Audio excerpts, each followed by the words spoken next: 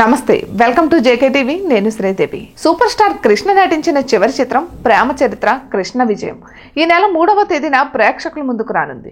ఇక ఎన్నో వ్యయ ప్రయాసాల కోర్చి దర్శక నిర్మాత మధుసూదన్ హవల్దార్ ఈ చిత్రాన్ని ప్రపంచవ్యాప్తంగా విడుదల చేస్తున్నారు. శ్రీలేఖ సంగీత సారథ్యం వహించిన ఈ చిత్రంలో నాగబాబు, ఆలీ వంటి పలువురు ప్రముఖులు నటించారు. ఇక యశ్వంత్, సుహాసిని హీరోయిన్లు.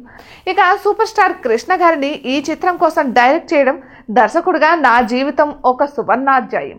కొన్ని ప్రత్యేక కారణాల వల్ల ఈ చిత్రం విడుదలలో అసాధారణ జాప్యం జరిగింది. ఆ తర్వాత కన్నడలో నేను దర్శకుడిగా, సంగీత దర్శకుడిగా బిజీ అయిపోయాను. అయితే కృష్ణ గారు లాంటి ఒక లెజెండ్ నటించిన సినిమా రిలీజ్ అవ్వకుండా ఆగిపోవడం నాకు మనస్కరించలేదు.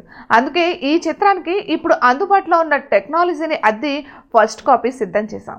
బిజినెస్ పరంగా కూడా కొంత క్రేజ్ రావడం నాకు చాలా సంతోషాన్ని కలిగించింది. ఇక భారీ స్థాయిలో 2 తెలుగు రాష్ట్రాలు, కర్ణాటకతో పాటు ఇంకా అనేక చోట్ల ఈ చిత్రం విడుదల చేస్తున్నాం.